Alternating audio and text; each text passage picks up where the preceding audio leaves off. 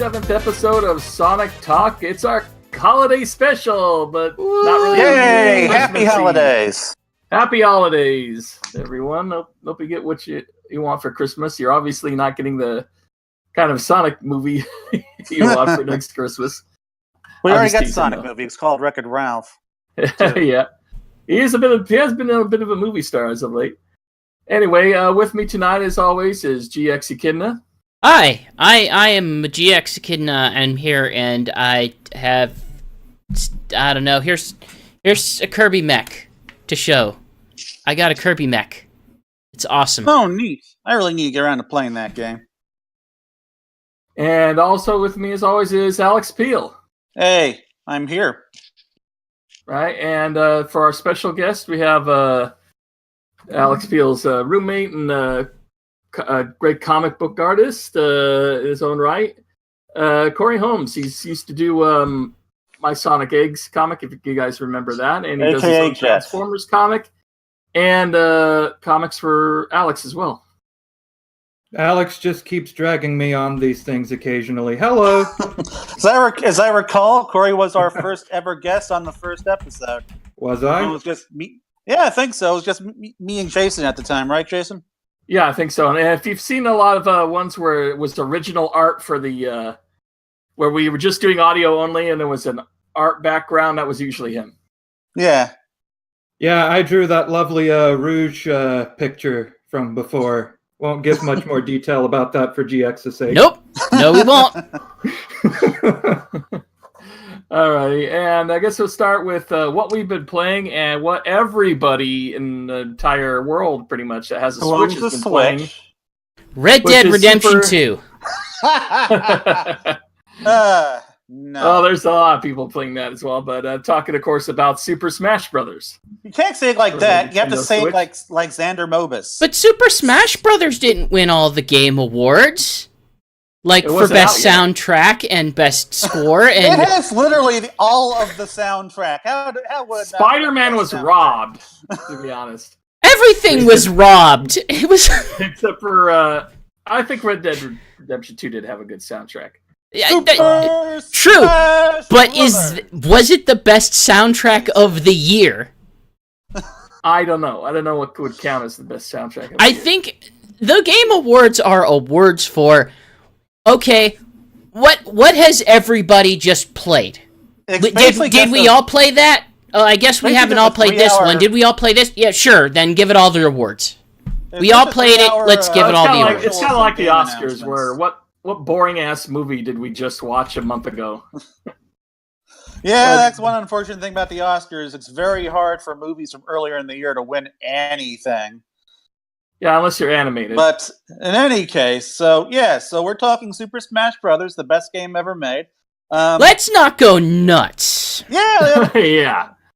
I mean, it has all of the music, so it has the best soundtrack. It has all the characters, so it has the best cast. It has all the characters that it doesn't have. Yeah, because everybody can play. And the gameplay is solid. You don't get your Waluigi, but you'll get your Piranha Plant and Joker from Persona 5. That was just a shocker.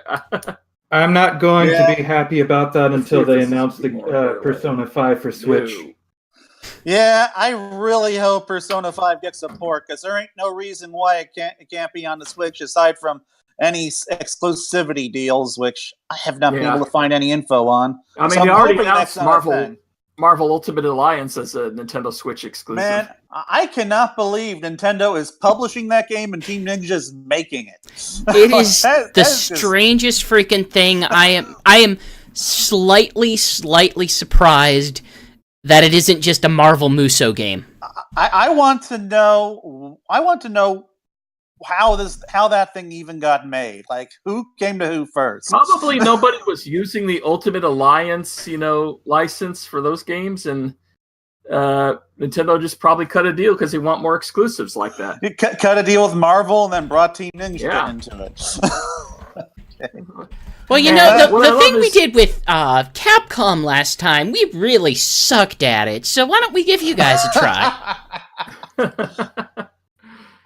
And then Sega also sucked at it. I thought the Thor game was decent.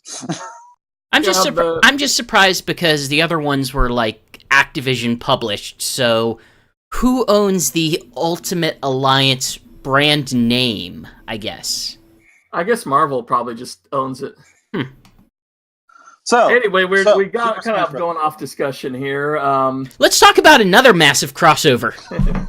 Yeah, the biggest crossover ever. I mean, especially if you're looking into the Spirits Adventure mode, in which you're getting all these different spirits that you can interact with. Like as far as Sonic related ones, you got Metal Sonic, which gives you better speed, or the Chaotix, which helps support 4 more supporting spirits. And like the spirits themselves, like the way that this whole single player is structured, and I love this single player. I love everything about the single player. This is what Smash 4 lacked. Well, yes. A compelling reason to keep playing after everything's unlocked. Any single player was something that Smash 4 lacked. But this, on the other hand, is massive. And in some ways, it kind of feels like you want these characters. You want all of the characters. We've seen the list of characters you want. What if we give you all the characters? You know the Halloween episode of Simpsons where he says, where the devil is feeding him donuts? You want all the characters? Have all the characters in the world! And then you just keep eating those characters for the rest of eternity. Oh wait, that analogy. I mean, it's a clever way to get a lot of recognition and all these developers to say, "Hey, my character's in Smash in some way." Like Rayman is technically in Smash. Shantae is technically in Smash. And for my part, it's kind of fascinating because what they do for it as a single player experience is they take a character and then they use that character as a central theme to develop a challenge. Like Jason was saying, oh, this is the Metal Sonic fight, since we might as well speak to our namesake. Now you're going to fight Sonic, except he's going to be metal, and maybe he requires more damage to defeat. Let's have a Street Fighter fight. Well, now it's going to be a stamina battle, which I guess is now a standardized battle mode. Also, nobody can jump as high. Here's a mode or stage or challenge where the wind is just blowing constantly, or the floor is made of lava, or Jigglypuff is going to constantly be singing in order to completely piss you off.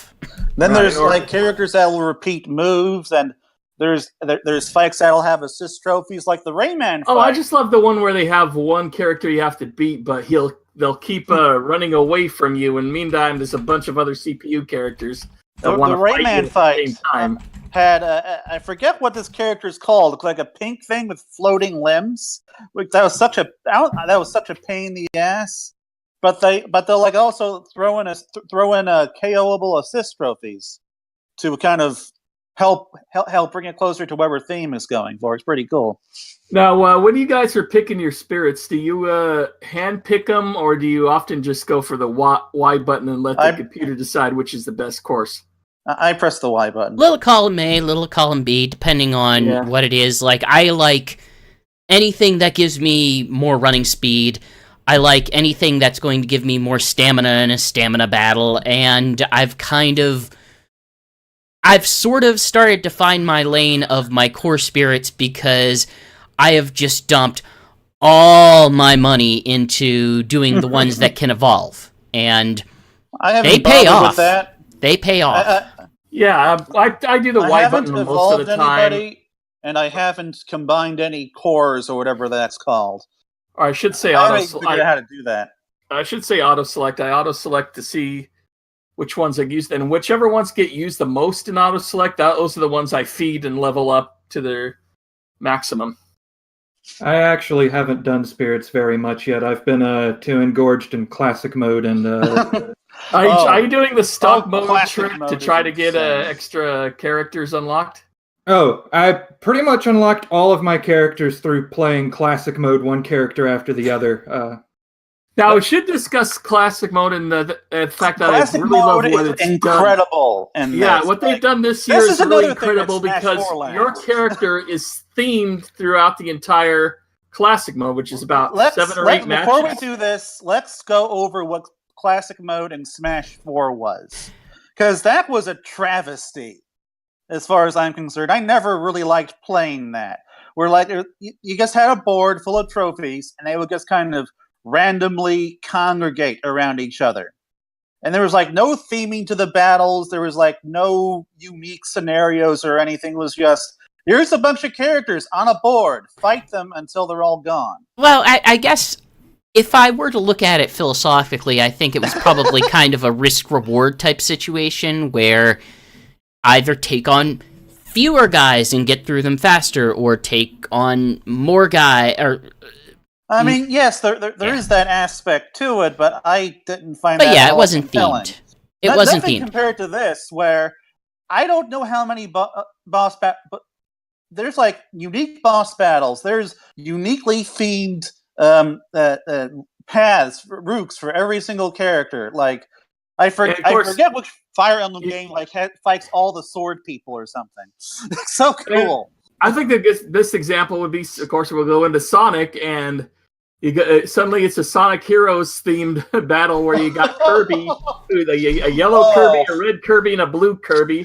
The Sonic Heroes theme is playing while you're fighting them. And then we had secret rings. You go, then you're in the desert fighting Zelda with Make Believe Reborn. There's the F-Zero one where Supersonic Racing is playing while the I love cars are going by, and that's just awesome. Sorry, go on. It just seems like between that and the spirits, the core concept of this game seems to be do more with less, which is to say they have a ton of content in the game, but they've also found a lot of ways to say, what can we do with it without actually physically adding more stuff? How can we play with the tools that we've created? And classic mode, they've said, well, what if you just fight this specific group of enemies in these specific costumes in this specific way? With spirits, it's like, well, how can we emulate this character or this item using what you have in the game? And I love it. I love it because it's much more playful than just saying, well, it's a Smash game. Who's the new character in the Smash game? What's the new stage? And it's like, what can we do with what we've got? If you'll remember, Smash 4, like, we had one boss battle at the end that could, like, escalate depending on how difficult it was. And it was always the same boss battle. It was just Master Hand you had to fight. Well, no. It wasn't just that. Like, there was also this... It wasn't, because in Classic... I remember just playing Classic mode through single play and always fighting maybe Master you were Hand doing originally. on the easier difficulties, because on harder difficulties, there's this other boss that comes up. And it has, like, depending on how difficult it is when you get there, it has multiple stages. So, like, I don't remember how many stages are. I just remember that boss was a huge pain in the ass.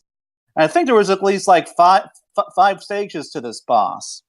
And in this game, instead of having that, instead they have, like, individual bosses that are at the end of certain classic mode routes. Like, Kirby and presumably some other characters have Marks, right? That's what it's called. Yeah. Okay. Can't believe you didn't know that, Chris. I did. I just wasn't. I didn't play his arcade mode yet. I've been playing a lot of spirits. I'm very sorry I spoiled that for you. It's fine. There's gonna be a ton of stuff in it. And then there's Ganondorf and Giga Bowser and Dracula and the Monster Hunter thing. And it's like, this is so much more satisfying to get to than this insane gauntlet of bosses at the end of Smash 4's classic mode. And what's even better is that these things are also, well, I know at the very least the robot Gallium is also in Spirits mode. And so, like, it's just so interesting how certain aspects of this game will kind of sort of intertwine with each other to make this big experience. And it just helps give a lot more content to the single player mode. If you're a single player, normally a fighting game you'd go through it pretty fast. Here you just got a ton to do. And personally, like for me, like this classic mode would have been enough. I don't even need Spirits. Spirits is just a nice bonus at this point. One that I'm really going to be digging into now. But still, like, I'm really happy. You're going to be a lot of time in Spirits because that map is huge. Admittedly, with the boss battles in classic mode, I do kind of wish that there were more boss. Oh, Cory seems to be crazy hand. Cory's getting cut off again. Is anyone else? It's fine. It's fine. Just continue. Oh, sorry. Would it be okay if I left the call and restarted my internet and came back? Sure. You're doing okay right now, unless you really want to. Well, like, was he only cutting out for me? No, he was, but it's fine. It's fine. It's fine. Well, it's fine. We're good.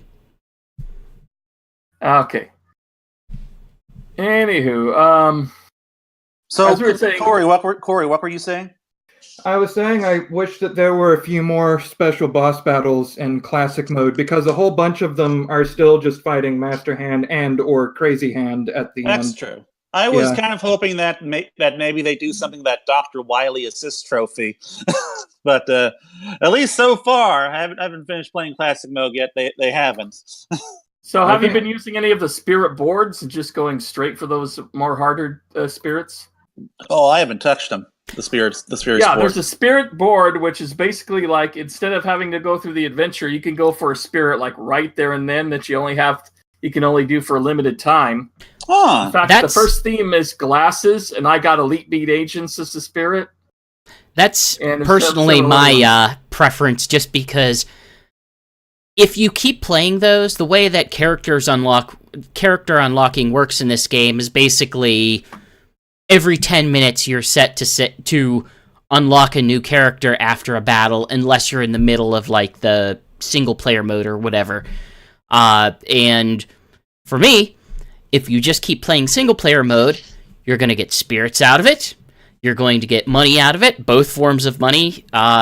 Obviously, when I say that, I don't mean anything that can be converted to or from real money, but it is what it is. And every 10 minutes or so, you're going to get a chance to unlock a new character.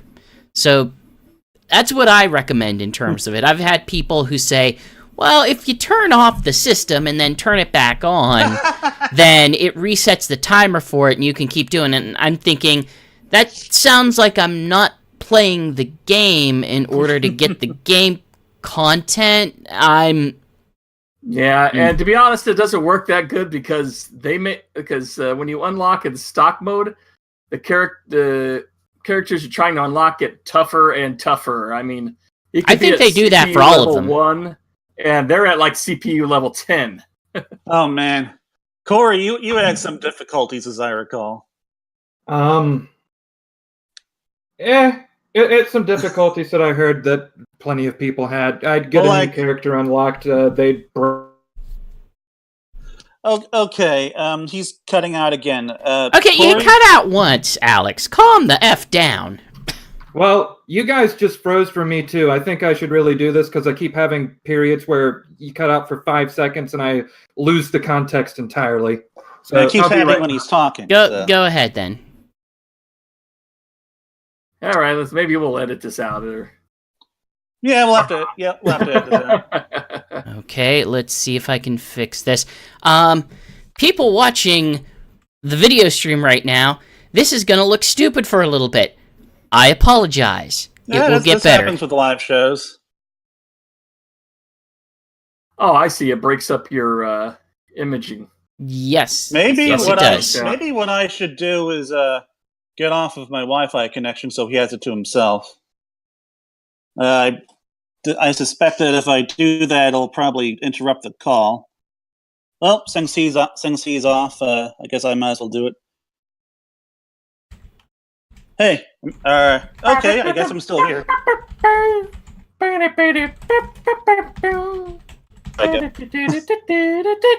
okay, I'm off my Wi-Fi, so hopefully I'll have an easier time now. Yeah,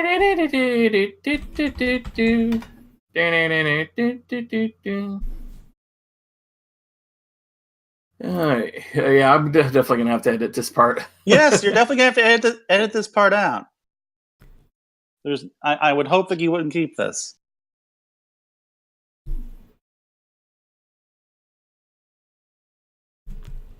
So how about that they're Smash Brothers? Well, I didn't see too many brothers in it. There were at least two. At least Yeah, two. two. But come on, there's like 74 characters.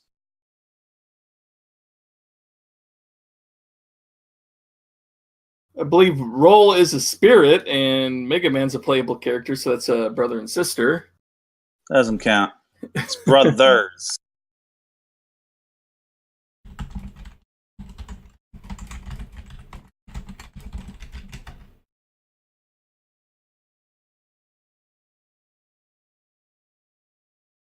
How many live listeners do we have right now? It says, hey! Hey, yay! Whoa. He's back! And we normally that only have fixed one the or thing. two or zero. Hey, Cory. I'm trying a wired connection this time. Good. Okay, meanwhile, I've just completely gotten off the network, so hopefully that'll help too. Meanwhile, Alex continues to pick the worst possible options for all technical reasons. Yeah, that's what he does. Yeah, that is definitely what he does. In my experience, yes. Well, I don't know. I did not know that this might cause issues. Coming Anyway, back in to make fun of Alex is a great thing. I love this. That's okay. You're all very mean, and I appreciate it because it means that you like me. So anyway, back to our show. Technical difficulties. Cory, what were you saying? Because I completely forgot, and I hope you haven't. Oh, you were talking. I think you were referring to me complaining about the right. AI in character acquisition being a bit on the harsh side, like it would casually break me. As I recall, Incineroar kicked your ass. Oh, Incineroar walked through me like I was a field of flowers. I think that he might be one of the most OP characters in the entire goddamn game. The nice part is, though, that you can replay those fights, which is not an option that they necessarily give you in the previous ones. And you want to know who I use for a lot of those fights? Freaking the other freaking OP character, King K. Rool. Oh my god, he's amazing. I don't know. I unlocked him. Yeah. I've kind of transferred to becoming a Bowser guy. Like Bowser in this game, I feel is really pretty good. This may be the first time Bowser is good. My two mains are now Donkey Kong and Captain Falcon. I don't have mains at the moment. I'm just playing whoever the heck I feel like. I've had mains if only because I can't reasonably switch between a bunch of characters in World of Light. So I've kind of been playing a lot with I'm going to say Bowser and Lucario, and there's a lot of spirits that are specifically designed to be for or against Lucario. It's very strange. My main would probably be Lucina at the moment, but I can play pretty much any Fire Emblem character nearly as competently. But I do enjoy playing with other characters. I'm mainly coming in this from Melee because I never felt Fire Emblem characters. Thinking, I didn't really feel any other reason to buy the other games after Melee, and really, I don't feel like I missed out on anything. Oops, Cory got dropped from the call. How did that happen? But oh man, I love playing as Luigi. Luigi's a little bit different, but he's still pretty fun. Ganondorf and Captain Falcon are still enjoyable. Ooh. I also really enjoy how I may have missed this in the previous 2 games, but I enjoy how Ganondorf has a sword incorporated into his moveset. For me, that's perfectly new. That is brand new, and it's something that he's been eating for a while because it makes him less of a Captain Falcon clone, which I appreciate. Oh man, and Little Mac. I love Little Mac. Little Mac is good cool too. until you get kicked off the stage, and then he's useless. This is something I learned in Smash 4 in a very, very cruel online match against Chris, where I what's the name of that Donkey Kong stage, Chris? I remember that you picked it as like this. This insane thing full of platforms. 75 meters? Yes. Oh, 75 meters is the best. On that. I just kept falling to my death, and I was out of the game in like a minute, and I was so annoyed. So, like, okay, I'm not picking him up with Chris in online anymore because you pick the wacky stages, Chris. Chris picks all the good stages. You like Pac-Man? You like Pac-Land? Because you play with me, you're gonna get yourself some Pac-Land. A lot of people hate Pac-Land, but those people are wrong. Those people are bad people. Now, if I don't really have any mains yet, although I'm sure I'm going to be playing lots of King K. Rool because Donkey Kong Country is the best SNES game ever made. Weird. Now Alex got kicked off the call. How did that happen? I'm not wrong. Donkey Kong. Okay. Which Donkey Kong Country? Well, at least the first 2. I never really played much of the third one. Okay, first off, the first one is not even in the top 10.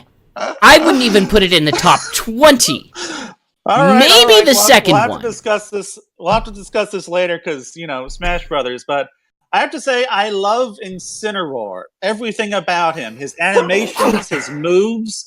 He has this really neat move that really seems to protect from edge guarding, where he can grab someone. I don't have him yet. And throw him into a I forget what those things are called. Into ropes. The ropes, and they punch the character in any direction you want. That is just such a cool move. Really shows what Sakurai can do with some of these unused fighting concepts of his. I'm really glad he picked him, even though I really wish we got. I believe I saw in one of the previews, if you're fighting against him in spirit mode, one of his spirits is like Big the Cat, and he's like purple. He's purple with black stripes when you're fighting him. Yes, I actually beat my first Incineroar Classic mode with Incineroar Big the Cat. Muscular Big. Buff Big. But honestly, I think the only characters in this I don't like are the same characters I didn't like from Smash 4 and previous Smash games, I suppose. I still hate Ness and Lucas, and I still can't play as Villager. Those are kind of my 3 right now. But I'm loving a lot of the characters I never really cared about before, like Peach and Bowser and Ganondorf. Was Ganondorf always difficult to flinch when he was doing his super punch thing? Because he seems to be way more buff now than I remember him. What's the term for that? Super armor? I mean, the word I would use is brick and ending with house, and there's a specific word in the middle, but sure. But, okay. So, anyone else want to talk about a certain blue hedgehog in the game? Since, I suck as them. I'm sorry. The problem with Sonic, and what I'm finding the problem with Pac-Man, who I used to love playing as, is that they have that the charge move where you could dash forward, forward B, and you hold. The problem is I tend to spin dash right off the stage half the time. That happened to me. That happened to me once during a character unlocking battle, but by and large, I have figured out how to avoid that. You can kind of, if you just have to turn quickly enough before you hit the edge. I find short platforms. I don't like using him. I find him more useful in this game than I have in a lot of past games, especially thanks to his neutral B. There's an interesting thing I've found with this game that I've never really appreciated with the Smash Brothers series before, and it's not understanding, but the feeling of chip damage is much more profound in this game. Like, yes, I felt it. Like the fact that they kind of do the flourish associated with a this will kill this person move kind of really highlights the fact that when you're getting up there in damage, a strong hit will make a big difference. I love that. It's just suddenly this sudden boom freeze, and then like 80% of the time that's the killing blow. Honestly, like this whole game just feels way snappier than Smash 4 did. Like from the menus to the presentation to like those kinds of moves, like where in a one-on-one you give someone a real big hit, and then there's like that, the classic sound, and then there's the camera closes in. Just so cool. What surprises me is how fast they got this one out compared to the previous years. I mean, well, they did reuse stuff from the last game, which they hadn't done before. They did reuse, because it looks like they cleaned up. Well, they may have reused it and just cleaned it up. Reusing and cleaning up are certainly possible. I mean, we don't necessarily know how long Namco Bandai specifically has been working on this. Well, I mean, they have reused the same assets. It does look like they polished them up quite a bit. According to Sakurai, they began development of the game right after the DLC came out in February 2016. We're not talking about pre-production, because that was actually 2015. We're talking about actual development. So that would be, I guess, about 2 and 3/4 years or something like that, or 2.5 years. And considering that they have a good, considering that they already had a good framework, and a lot of this just felt like, what if we change the speed of this move? What if we change the animation of this move? Let's swap this model with this model. I mean, a lot of Smash Brothers is just Smash Brothers, and they've kind of done a lot of work to say, they've done a lot of work on saying, how do we put a Wii U game onto Switch? They have experience with that. Well, you rebuild most of the character models. You polish everything else up, and in terms of a lot of those old Melee and Brawl stages, you completely rebuild the graphics until they're sexy looking. I'm really digging how some of these stages look now, like the Fountain of Dreams from Kirby, I think. That one looks incredible now, and there's also Princess Peach's castle, and I'm not going to go through them all, obviously, but so many of these stages, they feel new, even though they've been around since Melee or Brawl. It's great. I don't really care for the Green Hill Zone stage, but as much as I don't really care for this game, I really enjoy the Lost World stage that they brought in. Yeah, it is a better stage. At the very least, I always enjoyed Lost World's visuals, but I don't know. The stage is just kind of fun to jump into. The stage is more interactive, I think, than the Green Hill Zone one is. The Green Hill stage is actually there's a destructible middle, and there's a slope, and it's I've never really been fond of fighting on the slope, and it just feels like weird stage design to me. Even though I get myself you got that turn mill, and then you got this other two short platforms and everything. And it just fits better. And there's a spring off to the side. There is a lot more to it. For Green Hill Zone, I like the background of the stage more than the fighting area. Anyway, I think we're just about talked out of Super Smash. We are, but there is one more thing. We've been talking a lot about the single player experience because we're all a bunch of hobos with no friends or whatever. But what about? Has anyone here played online yet? I have not, and I haven't heard great things about it. A little bit. There's a ton of lag. I'm constantly getting my butt kicked. And the one thing that I liked about the Wii U version that's missing out of this one is that a lot of times I like to go into spectator mode And it has spectator mode in it, but before that, you could wager your coins that you'd earned in game and make it like a gambling thing where you can get more coins that way. So you could root for a certain person, which made it more exciting. And they seem to have taken that out of this version. Oh, I guess Nintendo's trying to ban gambling. Yeah, Cory? Oh, I wasn't saying anything. What I'm doing is checking out the internet settings. I know there's a way that you can change the internet settings to help reduce the lag. I just can't remember exactly what it is. I mean, my internet settings for that is I have a USB to Ethernet adapter, but unfortunately, you're only as strong as the weakest link in your connection. I've heard that doesn't help much. What I've seen suggested before is that for the MTU in your internet settings, like the MTU settings, it's set the switch is set to 1400. I've read it's better to set it to 1500 instead. Huh. Okay. I wouldn't even know how to do that. You're gonna have to help me with that. I haven't played any of the online yet, mostly because I know I'm gonna get destroyed. I'm trying to build up my skill with the characters a bit and build up my confidence so that there's more, so that when I get destroyed, I'll think, well, I can beat a level 9 CPU at least most of the time. Yeah, but like I said before, sometime. it's a game. That particular part of the game needed a beta test. They really should have did a beta test before. I was surprised they didn't do it. It is laggy. I was expecting a test smash. I thought I could have done a test smash with like the original 8 characters for the demo, just for fun.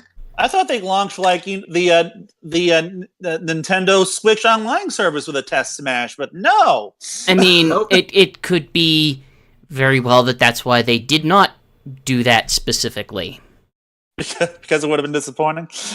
I mean, first off, they probably did not need to. Second, they probably knew what it was going to be like. I don't think that this was going to be a surprise to them, especially with the way that Sakurai couched it in his specific words, saying, hey, you should probably play with the wired connection. You should probably play as close. We're going to try to make sure that if we can, we're going to we're going to find people in your general region to help you play a bit more smoothly. I have a feeling that they probably knew that this is going to be a little bit more demanding than they would have been used to, especially considering that this Smash game has a lot more people than the last one, because the last one was on Wii U. I did only have one online match so far, and I do enjoy how they have that set up for getting into matches. You can go in and set your own custom rule set, and it'll pair you up with other players based on that. So if I want to say screw items, I hate items, no items forever, I can do that. Then you're a bad person, and you should not be playing Smash Brothers. Oh, you are so wrong. You are so wrong. I am item agnostic. Has anybody gotten Shadow or Knuckles as assist trophies yet in the game? I have only really been playing Spirits mode stuff. I haven't seen I think them. I played Classic mode twice. I've gotten Knuckles as an assist trophy once, so it's kind of cool. But Actually, I think I did Was get he awesome? Shadow. Yeah, he's kicking butt. Nice. Okay. Well, do we want to go over a little wish list for what we want to see in the DLC, or do we want to go on to... No, I don't want us to go over that. I want Sakurai to announce some DLC for it and see what he thinks is important and good. And not you don't want to deal hear with about the same crap that I've been dealing with Nintendo fans on the internet for the past 2 years. So you don't want to hear about why Shaq from Shaq Fu would be awesome. Listen. You have to understand it. You have to understand the Tetris L block is the perfect character, and I'll tell you why. Because I made all of the attacks on them and I put them in a text file. And if you read them, you'll see why it makes so much sense. It just makes so much sense that they have to do it. Well, Shaq was in a beat 'em up, and so he already has a lot of his moves. There's a lot for them to draw on. So that's why I want one of the guys from Urban Champion in it. So unfortunately, we didn't. His final smash is his girlfriend drops the flower pot down. Now we had the perfect transition, which I ruined for the next subject because we were talking about online, and the next subject is about a guy who breaks it. Like, all of it. Ah, yeah. Let's talk about some cartoons, yo. Oh my god! Yeah, I just noticed even in the show notes I put Ralph wrecks the internet because Ralph breaks the internet still doesn't make sense as a title to me compared to Ralph wrecks when he's Wreck-It Ralph. Yeah, why? Like, I realized they pointed that out in the marketing, but why? They just not realize it until it was they all had all the. By the way, that thing where they explained it in the trailer was not in the movie. Yeah, they had a couple trailer things that were not in the movie, like that little girl with the rabbits getting fed pancakes. There are a lot of. That was in the movie. But she's in the mid credits. Yeah, I didn't see that. There are a lot of strange choices associated What kind with of this. person in today's society not a Marvel doesn't movie. stay to the end credits? This isn't a Marvel movie. I had to get home. So you didn't see the Frozen 2 trailer at the end of the credits. Okay, you're lying, right? Go on YouTube and put the Frozen 2 trailer. Damn it! Yeah, they did have that trailer. Curses. Well, you didn't tell me about that. Curses. Go on YouTube. Notice I'm saying Frozen 2 in quotation marks. Ah, okay. Quotation marks. Technically, I did tell you about it. Oh, I don't want to spoil it for you. So, Wreck-It Ralph. Yeah. Yes, Wreck-It Ralph. It's got Sonic in it, and more Sonic. And personally, I like the last one. Twice as much Sonic. I mean, he's got some lines. He's talking directly to Ralph in this one instead of being a PA thing, and he talks to him in the background at the at a party. beginning, and he has a discussion at the end. Yes. So that's Sonic and Wreck-It Ralph. We're done now. Okay. Hey, what about Dostoevsky? Sonic had some deep thoughts about that. I forget what they were. Yeah. Anyway, the film is not as good as the first one. I disagree with that. It's fine. It's fine. In fact, my brother absolutely hated it and he loved the first one. Yeah, and I go on. Sorry, Chris. My issue is it eventually finds an emotional center to it, but it sure takes its sweet time to get there. And it doesn't really... I guess if I had a big criticism of the second one as opposed to the first one is the plot of the first one is really rooted in the theme of it. The plot is, I am a bad guy. I have a label that's attributed to me by my very nature, and I am rejecting that, or I want something more than that, or I just want appreciation. And that is core to video games. In this movie, the core theme is I am trying to retain this relationship to keep it the same at all costs, which maybe you could twist things and suggest that it could be internet related, or the fact that he's a classic game character. But I just don't think that the core plot is as thematically linked to the fact that this is a video game-centric franchise.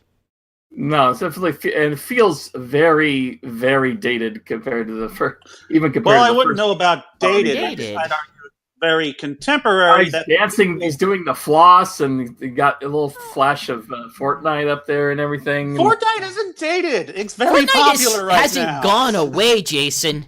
Like, no, but I'm saying this film in 5 to 10 years' time. Yeah, a lot of kids who see it, they won't get a lot of the references. This movie, unlike every other Disney movie, is going to age, and it's going to age a lot. But that's what I'm saying. This particular movie is Fidget Spinner the movie, in which it's going to age really bad in a few years' time. But ultimately, actually go on. But my biggest problem with the movie is that it ignored a lot of the rules and situations set in the previous movie. I mean, at the beginning we have Ralph and Vanellope hanging out in the power strip, where in the first movie, even at the very end, it shows that as a glitch, she wasn't able to get out of her game.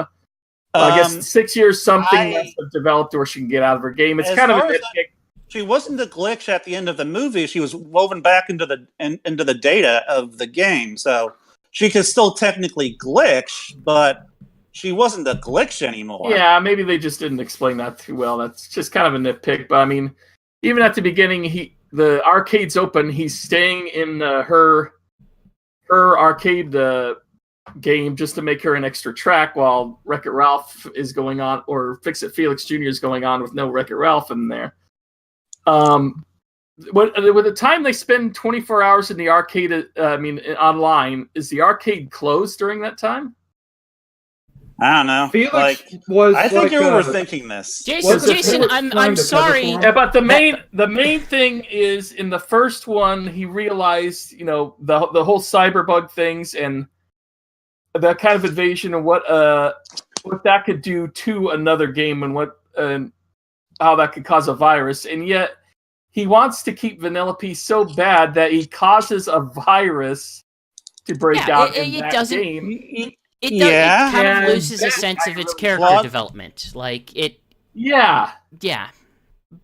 But that's a big problem with me. I mean, I know he wants her not to go away so bad, but that's almost villainous right there. Like he's almost the own villain of his movie. Well, yeah. See, he literally is. It's not kind of like he literally becomes the villain of his movie without going into the spoilers of what that is. Cory, were you going to say something? Well, I was trying to say something. Shigs eventually got to it, but I do want to say that I don't know. I think the movie is connected enough to to being involved with the internet, but I didn't really see that as what the movie was about. That's just where it took place. For me, the movie, I honestly got very emotional about this, and some of it was because I was Ralph in a relationship in the past. I was the jackass. I see it as a movie that is about letting go, and Ralph couldn't really do that until he realized how stupid about it he was being, and then he had to literally confront his own insecurities. It hits with me because you could apply this to friendships and relationships. It doesn't really matter.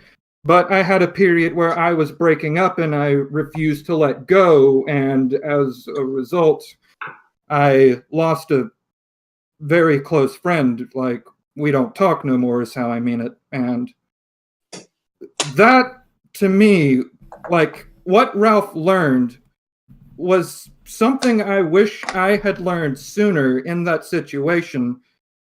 And it's hard for me to watch this movie without taking it personally or getting emotional. And I honestly struggled not to cry while watching the movies. And at one point, I honestly wanted to leave because it impacted me that much. I mean, to some extent, I would say we all have movies that specifically speak to us in those kind of ways. This movie, or I do see this as a bit of a spoiler, but it's ultimately about toxic friendships. We can go into spoilers. I mean, the movie's been out for almost a month now. It was number one for 3 weeks. Pretty much anybody's going to watch this is probably being so consumed in this friendship with someone else about living your whole life around it that you eventually just utterly destroy everything that you built. And I fully agree with that. Like I said, my issue is more that it does get there. It does get to that very clear tipping point, but it just feels like it takes a long time to get there. And between the beginning and that point is that there's just a lot of let's just have internet jokes between then and now. That's kind of true. Yeah. There's a lot of filler in this movie. I do. It's entertaining filler. Like the overall humor in this, I was laughing way more in this than I was in the first movie. And I can agree with that. The humor was way more consistent. It was just. I love Vanellope's song. I enjoyed how it personified certain aspects of the internet. Like one of the best internet mix in this whole thing was that sleazy ad guy who was essentially one of those guys who sells you counterfeit watches on the streets of New York City. Do you want to make money playing video games? The one problem one of the major problems I had was, speaking of money, was what he was doing is actually true to video games, or if you can kind of get into that gold farming thing, I guess there's people who make money with that. But Ralph made like $27,000 just off of cheesy YouTube videos. And getting likes off of that in one day. That's kind of physically impossible, I think. I mean, again, you're looking at this. You're analyzing the movie too much. Like these aren't the sort of things that really matter all that much in the context of this movie. Jason, this is a movie in which a classic video game character goes into the internet and attempts to buy things off of eBay. I think at some point you're gonna have to at least let go of the plot. Yeah, you kind of gotta. I know you gotta let go of the realm of believability, especially when they can hang out in a power strip, which has no which literally makes no sense. Which has no processor for them to store their, bits of ones and zeros that they're made out of. I did have to turn my brain off a little bit for the whole 24-hour period, but it's not a terrible stretch considering that Ralph literally impacted the world by his own means. So, But another thing I liked more about this movie, I hope I didn't just lose what I was going to say. Let's see. Oh, yes. There is certainly a lot of filler, but it wasn't completely divorced from what the ultimate message of the movie was. Like, we were getting signs of how much Ralph relied on his friendship with Vanellope as early as the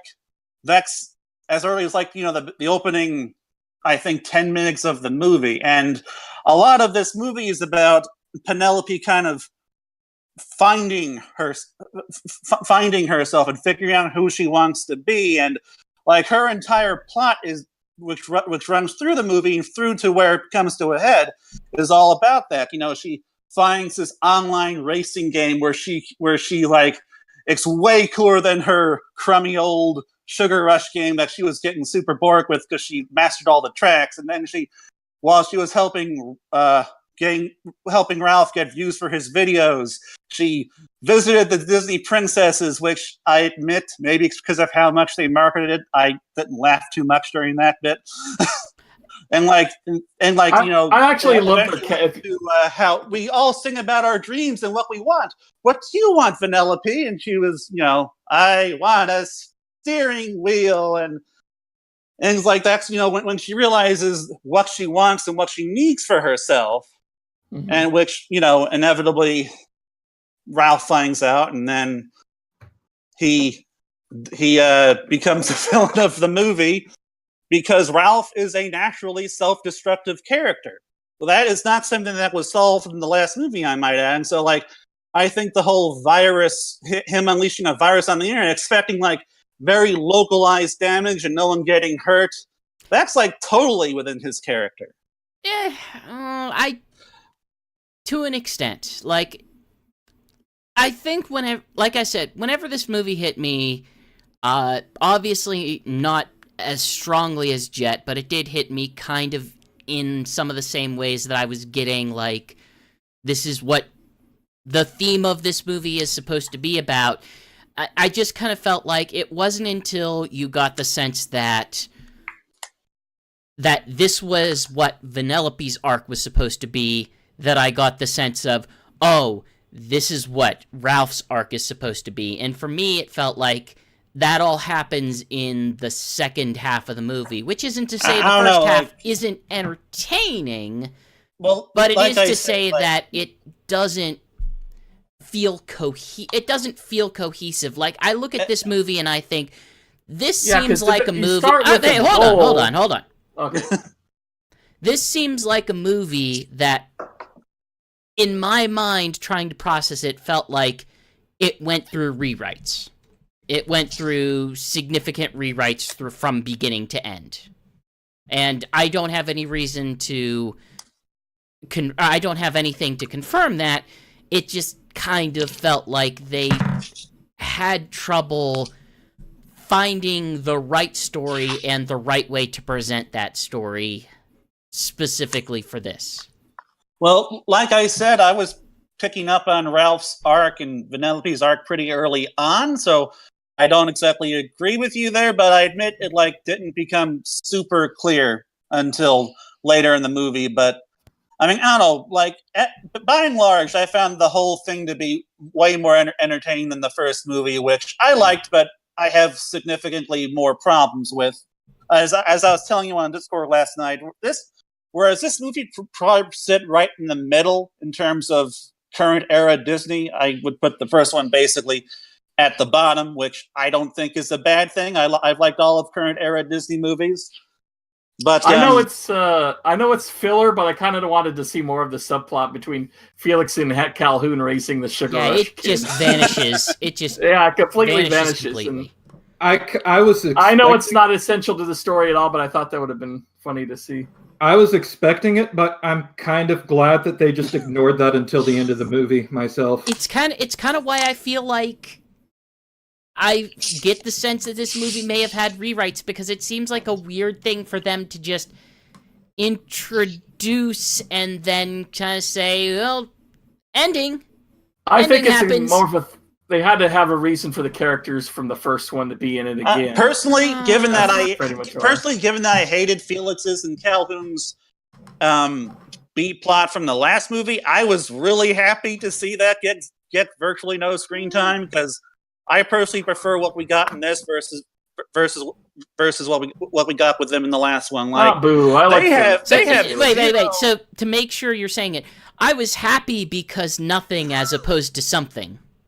Well, no, I was happy that they decided not to focus on them at all in this, because they just didn't have any chemistry in the last movie. I feel like they were trying to they were definitely trying to make that romance work, but I rewatched it yesterday. I felt nothing in those scenes. It's not the greatest, but I do disagree with that. Their B plot in that movie is actually kind of one of my big issues with it. Honestly, is that just wasn't very funny. Didn't have really any character interactions I cared about. Just didn't do anything. You didn't like her programmed backstory?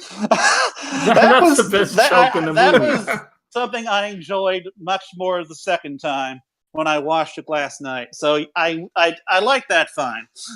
One thing I really liked about this movie, which it required me seeing at least a little bit of the last movie in order to refresh my memory, which I haven't really watched much beyond what I caught Alex watching, was Vanellope in Breaks the Internet is pretty much in the same place mentally where Ralph was in the first movie. And it's interesting to see how the first and second movie came up with different conclusions to that overall desire for something to be different. Okay, I think it's we have gone did a long discussion on this particular movie. I think it's time I'm for definitely us. done. Yeah, I think it's time for us to move on. I could say more, but it involves arguing with Chris, and I think we can move on. Yeah. Alrighty. So we'll go on to Sonic news, because we got one big thing to discuss there at the end of the show. Do we? No, nothing. Yes, nothing big happened at all this month. I can't think of any single thing that happened that was significant, that was Sonic related. Oh no! Wait, I can. There were some more tracks announced for the racing game. You're getting ahead of us here. Well, you know what? We don't have to go. We don't have to go in any order. Yes. You know what? Team Sonic Racing. I'll lend my voice to Chris. My first name is Christopher. Chris says that nothing big happened this month aside from tracks. All right. So speaking of tracks, and more tracks were announced for Team Sonic Racing, which is coming out in May, and unfortunately, we'll now have competition with Crash Team Racing HD and one more month after on all systems. Break. Yeah. And it includes Track Sand Road, which is loosely based off of Sand Hill, and Whale Lagoon, which is, of course, based off of Seaside. I continued. My opinion of the game continues to go slightly upward with these track announcements because the music's pretty good too. Yeah. Oh yeah, man. The music's great. Like that T-Lopes and Junks and Out track for Sand Road. Man, I cannot wait to race to that. It's a situation where I kind of look at it and think, it seems like you have a decent amount to show. Why did you feel the need to tease it like you did? Like, I'm not sure I fully understand the marketing strategy that they're trying to do with this. Sega's marketing for their big Sonic games hasn't made sense in the last couple of years. They did the same crap with Sonic Forces. But so, like, I do like that they are referencing a somewhat obscure part of Sonic Adventure because, like, I barely remember Sand Hill, and so it's a bit of a neat little deep cut. You know, it's nice to see that they're not just going with the big locations. Although it's kind of interesting that to me the two most interesting track choices have been desert themed, essentially so far. Sand Road and I forget what the one with the ghost thing is called. Ghost House or something? Yeah, Ghost House. Definitely. But I do hope that they do keep bringing us a nice array of stages from these older games and not just like Sonic Generation, not just like Sonic Heroes and Sonic Colors. Oh yes, let's not have any Sonic Generations themed tracks.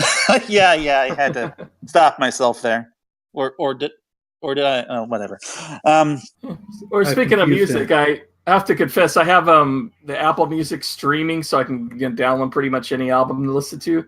I ended up listening to the Sonic Forces soundtrack on its own while I was in the car last week, and outside of the context of the game, I found it actually kind of enjoyable. I used to hate some of that music. Of course. And now I think it's actually not bad. Oh, and Hyper Potions. I know Hyper Potions is doing some of these too. They are. They are. If there's anything Sega is still on their game with when it comes to Sonic, it's the music. Sure. You know what? Well, speaking in the most broad sense, sure. I think some of them I still feel like Generations, sure. Colors, sure. Unleashed is still one of my favorite soundtracks. I haven't had the listening experience that Jason has with Forces, but listening to it separate from the game, I kind of appreciated it more than when it was in the game, and it feels kind of lamey. I think it's still really doofy. Is what I think. It's still not the best soundtrack, but it's better outside of the game, I think, than inside it, which is kind of weird. But I think, like, and let's not forget Sonic Mania. When has the last Sonic Unleashed grade soundtrack happened? And I don't have a good answer to that. I will say I enjoyed the ending song "Light of Hope" a hell of a lot more than Special Friends at the end of Sonic Unleashed.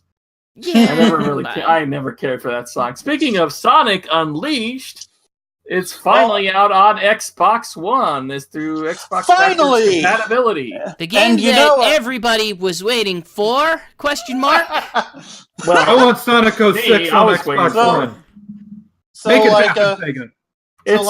It's a personal guilty pleasure of mine, so I was definitely waiting for it. I don't think it's a guilty pleasure. Like, okay, it's definitely a very obviously flawed game, but despite their flaws, I do rather like the daytime stages.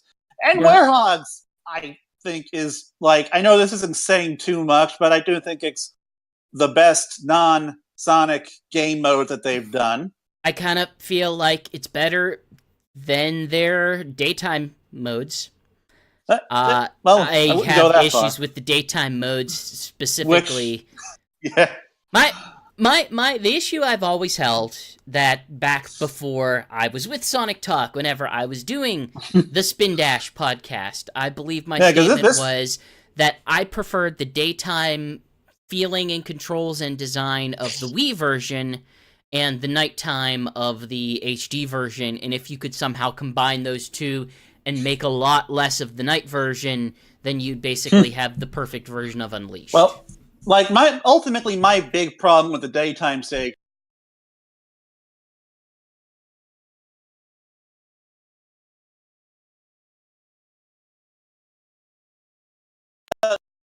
Microphone got unplugged somehow. Magic. Oh, all right. It was Gremlins. Yeah. Gremlin magic. Well, anyway, okay. So ultimately, like for me, my big problem with the daytime stages is that they are cheap. Like not all of them. Like they're so Apoptos cheap. is fine. They are But cheap. like Yeah, those later stages. Spikes just come out of nowhere. All these crazy QTEs. I hate the QTEs. Who thought the QTEs were a good idea? This is a Sorry, I'm game yelling. before they understood exactly how fast Sonic should be. You know what we did in Sonic Colors? We just pressed the freaking A button and it was fine. It was like the same thing. You got points. It was. Why It still wasn't good. No. Admittedly, playing Unleashed made me appreciate Sonic Forces a little bit more, and Generations admittedly a lot more. But there were some aspects in Unleashed that I kind of wished that they had kept. One thing I enjoy is how wall jumps work in Unleashed versus Generations. In Generations, you got to look for the special wall to be able to do it, whereas in Unleashed, any wall is good. And also the light speed dash, rather than the glowing trail of rings. As long as it's a trail of rings, it's good to go. And I do agree with you. Those are two things that, as I played more Unleashed, those were two elements that are pretty cool. Like being able to wall jump off of everything does make that move more versatile, and being able to light speed dash off of any kind of rings. Like I don't know why they remove stuff like that when it just removes options for the player. I'd say at its worst, Unleashed is a fairly poor game with moments of absolute brilliance in it. I would. I like it more than that. I really, really enjoyed it. I'm saying at its absolute worst, but I might personally enjoy the game myself. It's a game that had some ideas about how to not make a Sonic Adventure style game, but didn't necessarily know how to deliver on it fully yet. That game is a god-awful platformer. I hate platforming in Unleashed. I am perfectly fine with it. I love Chunan. It's one of my favorite stages, and I love that part that you hate because I don't know. Like I don't have any issues jumping between those those spinning cylinders. Like Sonic. Chunan's still good, cool. Yeah. Sonic controls with all the platforming grace of a 747.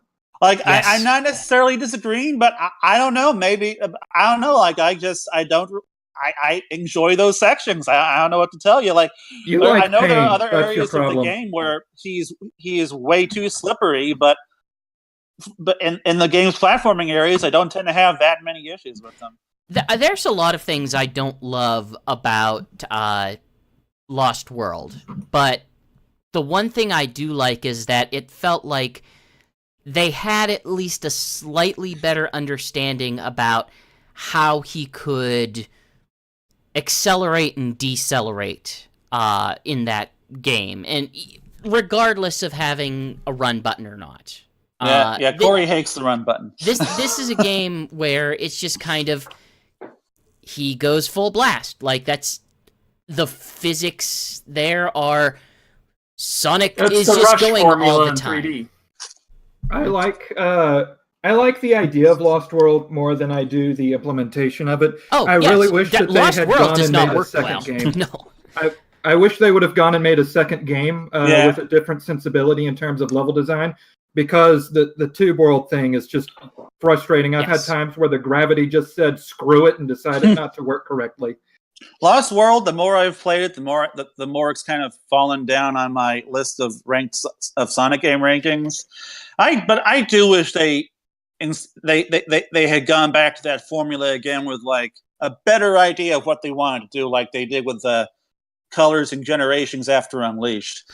There is one thing that I'd like to say and highlight about the nature of Unleashed versus other Sonic games, and while I have a lot of issues with Unleashed, I think that Sonic is just a little bit too unwieldy for the game that they were designing. I feel like it has a lot of unnecessary padding. Why am I collecting all these stupid coins? The medals. The medals are just horrible. It felt like the last Sonic game in which the team was actually given a legitimate budget to do something with. And I feel FMV like they've sequences never are had amazing. that. They've never had that again. Yeah, when you look back at it, pretty much except for Generations, pretty much every Sonic game after Generations was like $40 at launch. So I think it's Sonic obvious they Colors didn't was 50. Oh wait, you said Sense Generation. Sorry. Yeah. Yeah. I feel like it just feels like everything that they've done has always felt like they've had to do more with less. And in some ways, that might be for the better. But at the same time, I also means I don't get a score done by the Tokyo Philharmonic Orchestra. It means I don't necessarily get these actually legitimately entertaining shorts associated with it. Personally, I think Chip is one of, for as much as people complain about Sonic characters, and here's the new Sonic character for this game, and, well, admittedly in this community it may not be that way, but the responses I hear are, what's with this dumb new Sonic character? Chip, I actually like. I think Chip he has a is lot cute. of charm, and I think they use him effectively and for decent comedic purposes, and I will still say that I think Night of the Werehog, the film short, holds up today. Want some chocolate? No, not milk, Chip. Chocolate. All right, and the other thing I'm kind of disappointed in, but I wasn't surprised, is that they didn't really enhance it or anything for Xbox One X. The frame rate's the same and everything. And not really. That's to be expected. I mean, it's not Generations. Cory has an update on this because he's played Adabat in both games versions. Yeah, Adabat, of course, is the worst stage in terms of frame rate. Like, whenever I was playing it on the Xbox One, at first I thought it was the same because it's still much laggier compared to the rest of the stages on it. But whenever I got my 360 repaired and I started playing it there, it just felt so much worse. Yeah, like Cory, I also hear from Shaddy, my friend Shaddy on Twitter, that the game actually does run better on Xbox One than Xbox 360. So it still just has issues, unfortunately.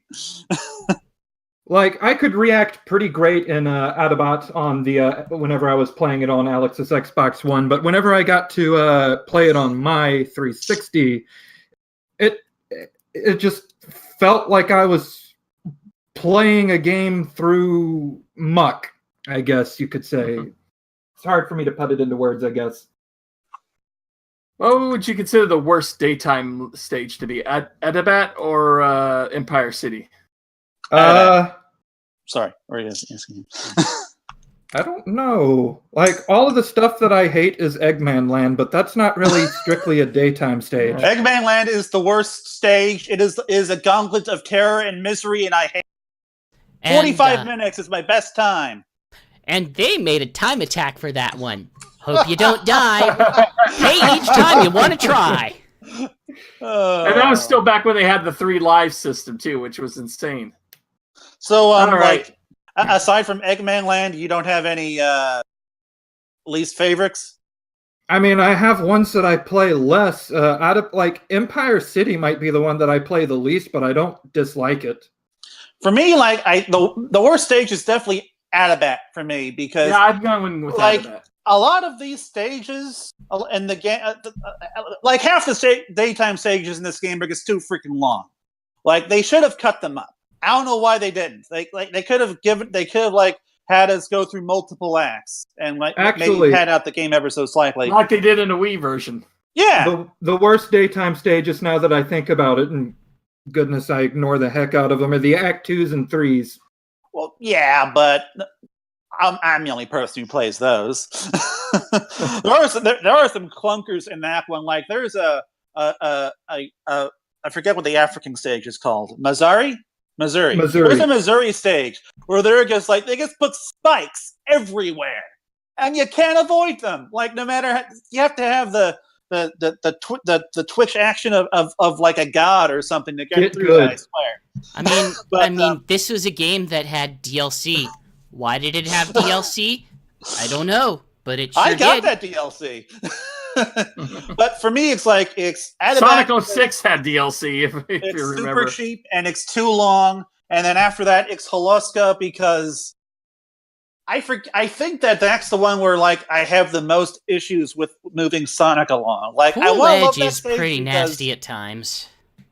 Well, it is a nice stage, and you're going like 100 miles an hour or 300 miles an hour in an ice stage. You're going to have problems. I want to like Holoska, but it doesn't have walls. I just can't. It needs walls, and it doesn't have walls. Yes.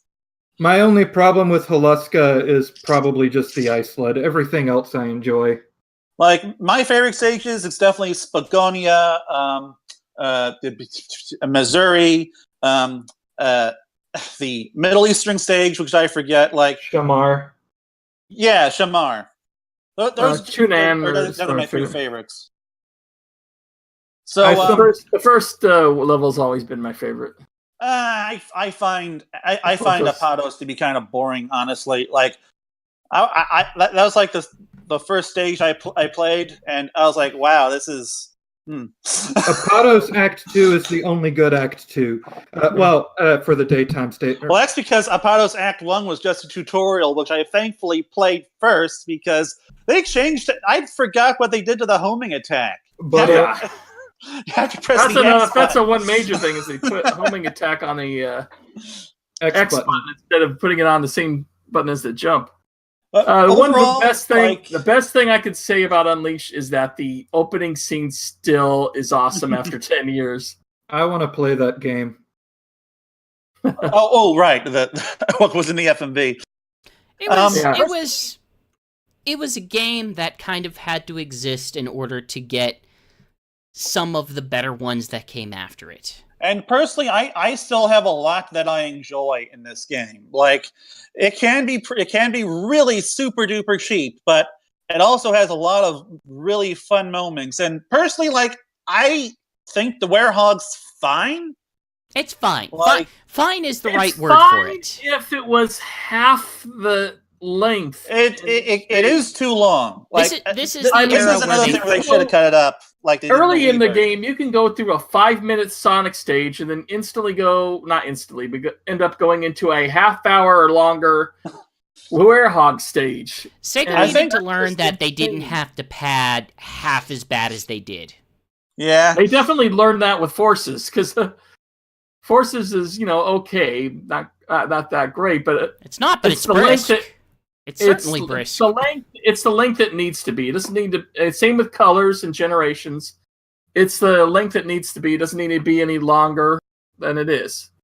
They felt like they needed a 60-hour game. I think in Unleashed when they really didn't.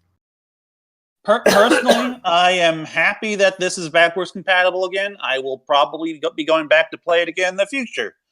But yeah, it's definitely a very flawed kind of genesis to what ended up being some of the best 3D Sonic games we've ever had, if not the best. I need to replay the Wii game some more.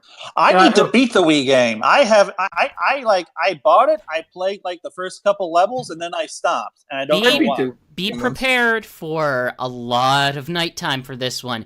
Because those games are, if you'll remember, 1 daytime stage and 3 nighttime stages. And I believe that there's also a terrible, god-awful tutorial for that game as well, if I remember correctly. Probably. But yes, they fixed lives. They fixed the lives. They fixed the lives because what you do is you can unlock places in the hub world that gives you an extra life in a pool of lives that regenerates after you beat a stage, rather than saying you just have lives like you do in older video games.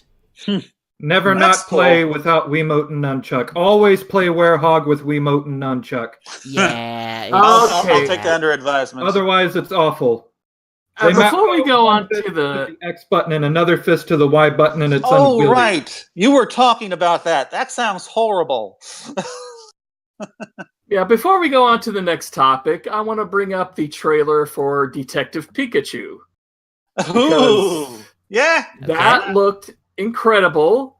Well, And that It looks the CGI good. characters, they didn't make them look too realistic. They look like they're still cartoony from their world, except Charizard has leather skin and fangs.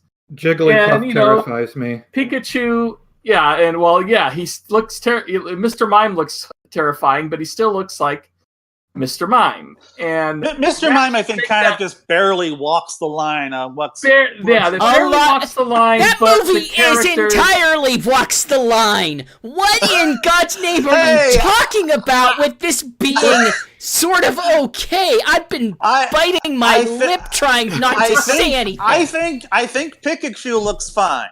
I think Pikachu looks fine.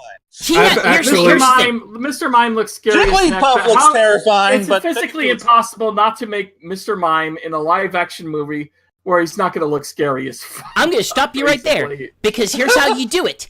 You make him a freaking cartoon character. And, just like Space Jam.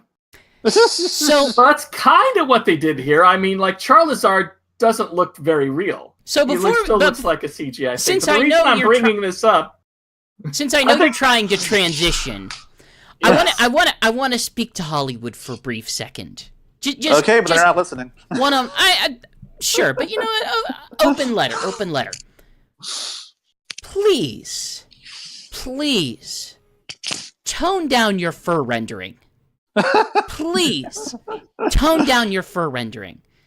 If you have a CG character in a real world, if that character is supposed to be a cartoon character, let them be more of a cartoon character. The audience isn't going to care. I guess what you're saying is they don't all need to be Rocket Raccoon? No, they don't all need to be Rocket Raccoon. Rocket Raccoon is supposed to look like an actual animal. That's the way that he's kind of designed, with the same proportions and everything. You can't turn Pokemon. It's fascinating to look at.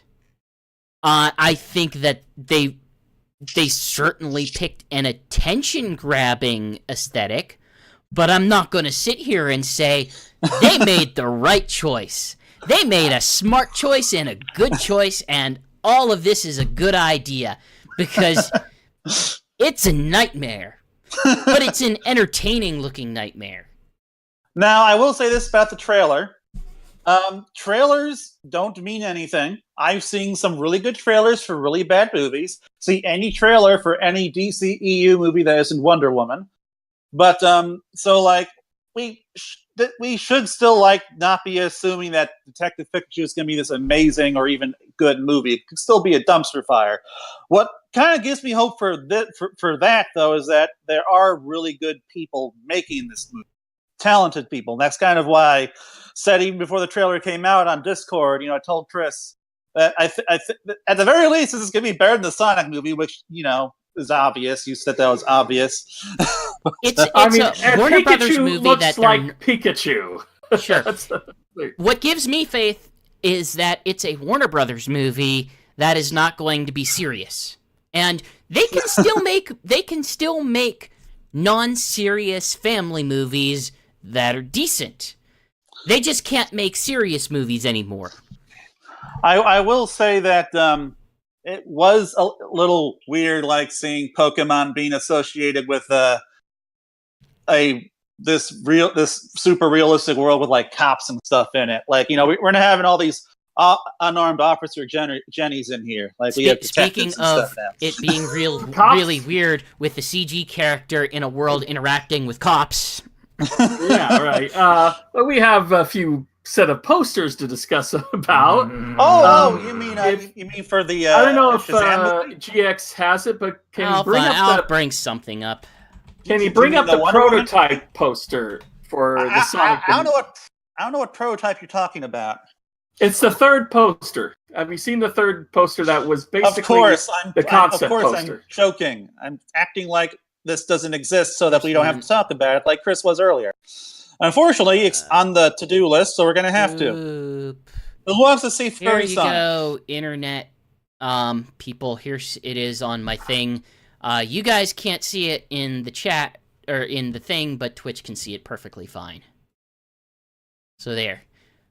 That's the one with the eyes. Okay, yeah, that one. Now, I will say, I get all the criticisms for it. I don't love it. I don't like it, but think it's okay.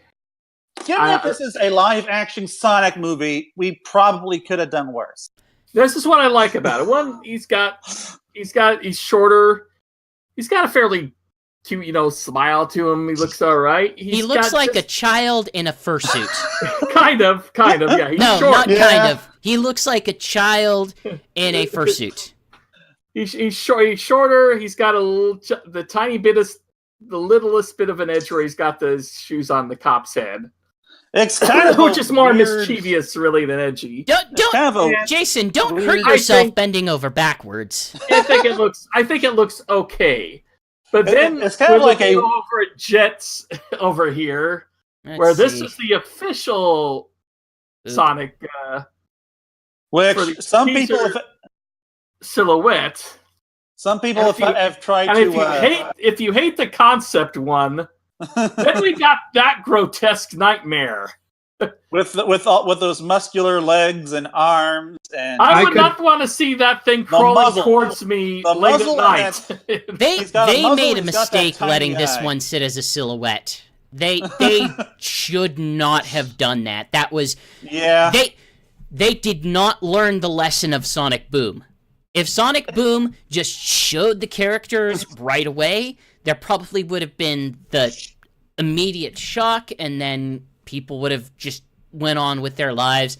This is a situation where you let people's imaginations run away, and you don't let Sonic fans' imaginations take over. You don't do that. There have been lots of artists drawing what they think is inside of it, and most of it looks horrifying. Again, they've tried to kind of use that little eye thing as a reference to see how big his eye is. They've been trying to do stuff with the muzzle and the nose, and it's just. Is that just a bump of his iris, or is that his entire eye? Has he got I think they're giving him an actual rodent eye. Actual hedgehog eyes. That would be the nightmare. Oh Lord! But we also have the poster here that is point of view Sonic's crotch. If you ever wanted to see what it looks like to have a GoPro on your dick, this is it. By the way, don't go on Twitter and look at Jim Sterling's edit of that poster. I can only imagine. This is why this whole idea doesn't put a blue penis right in the middle. Because it looks they're like it's just obviously shooting trying out. to obscure most of the character because they don't want to show him yet, and so they put the camera in this really weird perspective that is just really freaking weird. It's and he's got these pin penders long. Extra hairy, kneecap legs to him. They tried to apply actual biological design to a character that is a torso with noodles. Yes, exactly. And even the shoes just look not terrible. I mean, I can't complain really about the shoes because design that could be anything for shoes, but it just looks like this nightmarish golem thing so far than actual, Sonic in any way. And what's scary is even if they show off the full thing and he looks maybe okay, we got even people from Sega that are deeply, deeply worried about where this is going. Which makes me very happy. It means that they do care somewhat about this. Even Sega was fighting with the movie studio, I guess, about his eyes, because apparently he's going to have, two separate. He's not going to have the eye, which I understand. He's just going to have two separate eyes. And like I said, in the first poster, that looks okay, the way they got it. It looks fine. It just, to me, it looks like this weird amalgamation between, again, Rocket Raccoon, and a cartoon Sonic character, because they got these big old white eyes and stuff, but they've they're still trying to like work in all these realistic fur textures and stuff, and like you know what it reminds me of? It does not remind us of the late Pikachu. Penders era of Sonic comics, where they started drawing everybody like muscular humans instead of the Pikachu still noodle mostly limbs. looks like Pikachu. It reminds me of every other single time Hollywood has tried to put a CG cartoon character into live action. Like, it looks like it looks like how bad Alvin and the Chipmunks looked. It looked like how bad Smurfs looked. It looked like how bad, like, Garfield looked. Like, this is what they do. People do not seem to understand that it is okay to have a cartoon character that looks a little bit more like a cartoon character in live action, and I don't know why. I don't know why. They did a live action Rocky and Bullwinkle where they CGI cartoons, but they still look like cartoons. They didn't look, real, because they literally popped out of a cartoon at one point. This is giving me some. That looked okay. This is giving me some flashbacks to 2007, when maybe I should say 2006, depending on whenever they started releasing promotional material for it. But the Transformers movies. This is the second time I am reliving that. The Transformers designs came out. Granted, it wasn't a silhouette; it was like a picture of Megatron or something. Cory, there were plenty of people who hated those designs. No, let them talk. I want to bring up a fact real quick, Cory. All right. Yeah. Guess which studio published the Transformers movies and the Ninja Turtles movies? Oh Lord. It wasn't Sony. It was Paramount. The Paramount, the same studio that's doing the Sonic movie. Oh, I thought Sony was doing. Sony was doing it before, but now Paramount has it. In fact, the documents from that last hack revealed that. I love the documents because they didn't end up with anybody on that list that they wanted.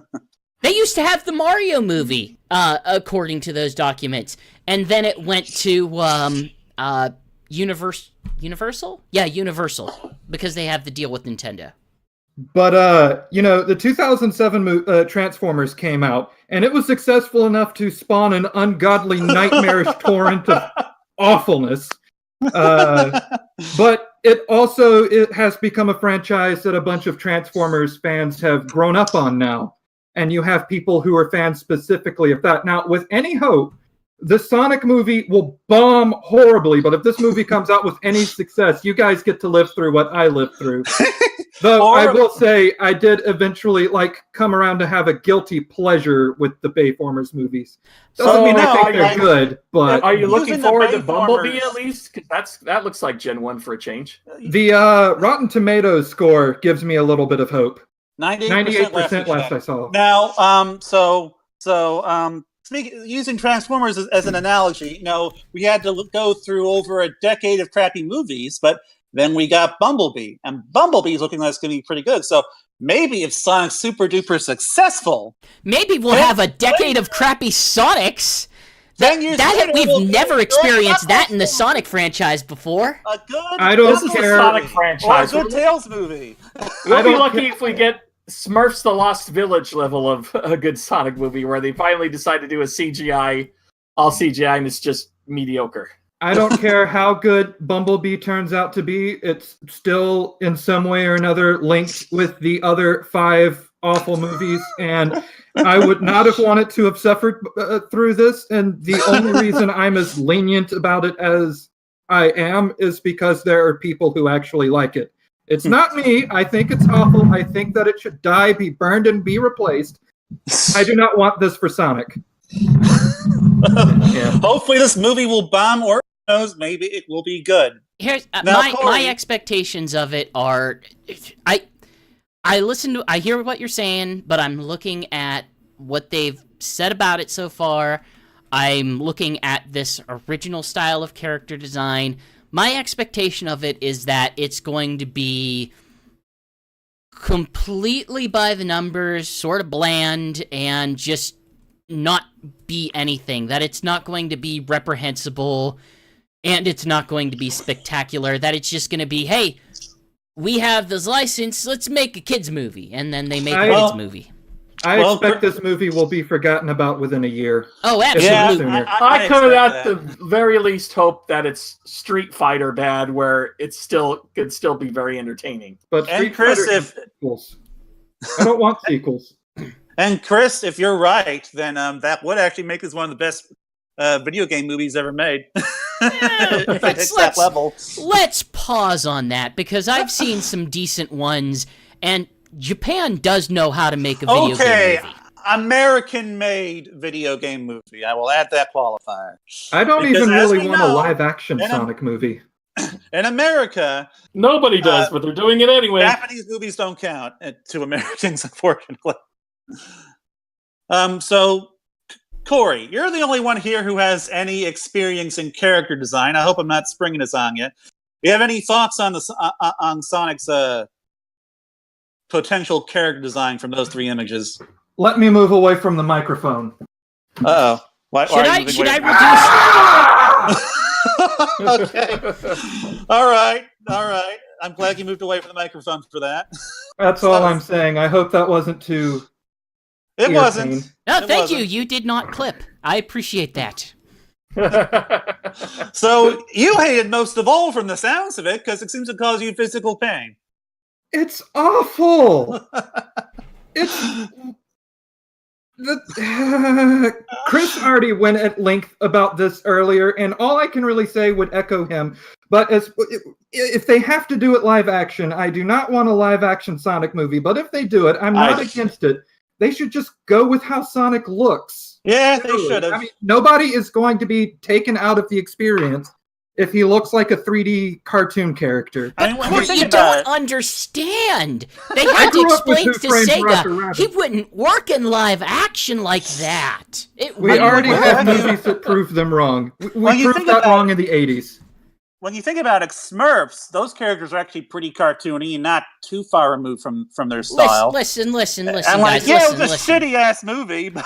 When the studio that brought you Mission Impossible Fallout, which brought you Transformers Last Night, which brought you Baywatch, which brought you Ghost in the Shell. Hey, wait a minute! Did you just put Mission Impossible Fallout? I heard good things about that. Which brought you Monster Trucks, which brought you the recent remake with Ben-Hur, which brought you Star Trek Beyond, which brought you Teenage Mutant Ninja Turtles, which brought you Zoolander 2, which brought you Daddy's Home.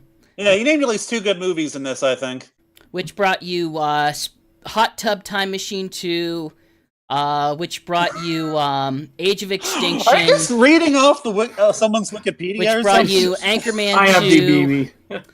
Whenever they tell you that Sonic would not work as a cartoon in real life, I listen to them. Because they know what they're doing with family entertainment. I actually have looked through this a couple times just because I needed to remind myself, and I look through it and I think, in terms of like movies specifically for families, I see stuff made by DreamWorks that they have basically only been distributors for and nothing else. It's like, I hope they turn... And still, even if they had gotten it right, the plot to this movie feels like something that would be direct to Netflix. Now hold on. Cory, what were you saying? I will still say I don't think we can judge that yet. I think you said plot.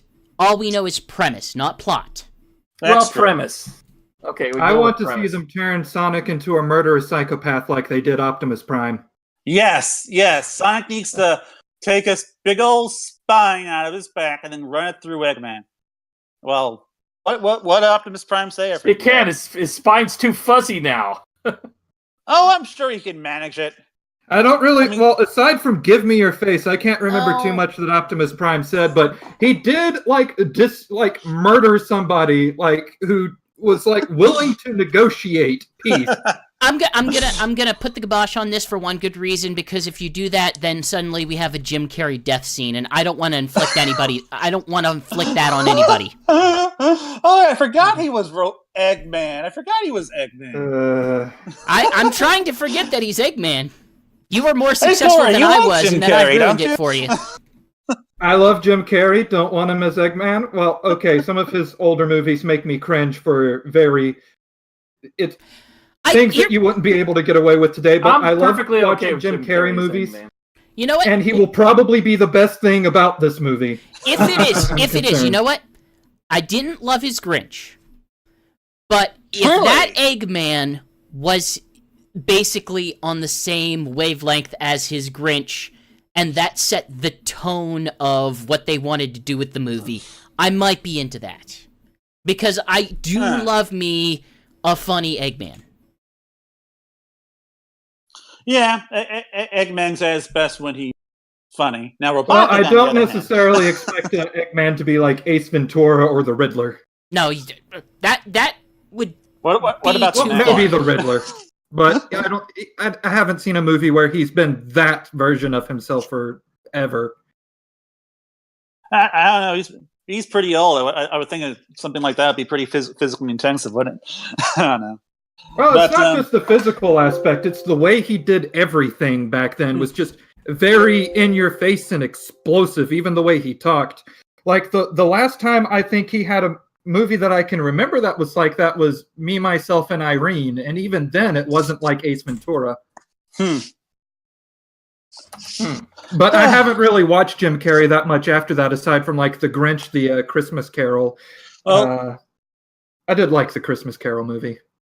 We did talk about the plot last time, so we probably Christmas Carol movie is kind of a nightmare-inducing, though. The later scenes in that movie. I've heard some things about the movie's Uncanny Valley. I don't really care for it myself. But anyway, I think that's about going to wrap it up for us, unless there's anything else anybody wants to say about these posters. I wish this movie didn't exist. I heard that. Well, one thing we forgot to mention is they actually got a slight teaser trailer in Brazil where they showed him off a little bit more, and people cringing at the whole thing. Read what Mayor D said there. Let's see. It was shown to CP in Brazil. Sonic's preview makes Cinemark's audience agitated. The teaser began with a close-up on the face of the hedgehog, which is at the same time. Okay, so this is translated. I should add.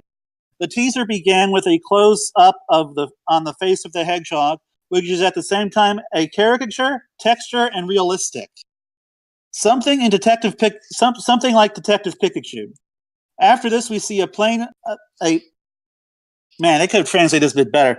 After this, we see a plane of the character running and breaking the sound barrier. So, yeah, it made the audience agitated. That does not bode well for this. Now, I wonder if it's possible that they take feedback from this and redesign the design that they have right now. No, I think it's probably too late. I think it would not be unprecedented to delay a movie to change the special effects. I think he's right. It's probably if they didn't change it for Sega, when Sega was saying what is going on here, I don't think they're changing it. I don't think Paramount is going to change it based on response. But going back to Transformers, they did actually do that in 2007 with Megatron's head. Like, there was a big negative reaction to his head design, so they changed it after the reception happened, I believe. But I don't expect it will be anything that will significantly change. Like, at most, I expect them to change the eyes while they have time. And these days, movies will drastically and undergo huge reshoot just in reaction to test audiences. So if this is making test audiences agitated, then that is something that movie studios react to all the time. I mean, unless they don't care, because I'm mostly thinking about movies like X-Men Dark Phoenix, not Sonic the Hedgehog. And so it could just be they'll realize people don't like it. They'll say, okay, we'll just write this one off, and then they'll release it I don't know, in some dead part of the year. That's another one that's not shaping up too well for me. I just don't trust Paramount to care enough. I don't know. Fox will care. Fox is trying to maintain like Fox is, hey, we have Deadpool and I guess other things. Let's really hold on to Deadpool and what we can by making sure we have movies out. Well, I do think Paramount would be willing to change some stuff. They did also include Peter Cullen as the voice of Optimus Prime due to fan outcry. I think before they were considering asking Liam Neeson, which I would have been fine with. I just don't expect them to do it in a way that will necessarily make the movie better because of it. I don't think that they'll do it for Sonic. I think that they'll do it for Transformers because I think Hasbro is going to push them harder than I think Sega will. Oh, Hasbro has definitely been better about some stuff. Let's just say they've been better about contracts with comic companies in the past and leave it at that. Yeah. But, Okay, I think that's gonna wrap it up for us. Yeah. I think I've said it. That's about talked out all we could about those, just basically 2 posters that we've got so far. The Sonic. Giant 3-poster talk. Yay! 2 hours about 3 posters. I have an episode title for you. 3 posters, we've declared it garbage. Imagine how long it'll be when we get our trailer. 3 posters. Oh God! I wish it existed. I just want to rip the Band-Aid off. Just show me. Just freaking show me. None of this playing around crap. Just show me. Let the internet complain or be happy about it or be relieved, but this teaser crap is just not good, and it never has been. This is the exact They've kind been of thing doing this shit does. since E.T. back in the day, because I was a young kid, and I remember E.T. They're constantly hiding him, what he looks like, until you finally saw him in the theater. But we know what Sonic looks like. He's Sonic. I know. So we don't know what live action Sonic. Yeah, we don't know what this Sonic looks like, except for this weird thing over here. Well, at least his voice actor is good. Yeah, he is very comedic timing. And Roger Craig Smith won't have to be worried about being attached to this particular. Anyway, we got to wrap it up for us. Yeah, let's actually wrap it up. I want to thank Jet for being our guest this month. Thanks, Jet. Yes, you're welcome. Thank you for having me on. No problem, and thank you again, Chris, GX. Where can they find your stuff? Right here in Twitch, twitch.tv/thespindash. Obviously, this show, I'm taking a bit of a holiday break while my primary co-host gallivants across the country, bringing joy to children and employment to himself. And as far as me and Alex Peel, you can find our stuff at Sonic Stadium. There's still an article I'm planning to write soon about the freedom fighters and why they're probably dead now. And I hope to get an article out about about Sonic Adventure's holiday content, provided I can get my Dreamcast back online. And I hope to write something at some point. All right, thank you all again, and we'll see you next month. Bye-bye. Yeah. Peace. Bye.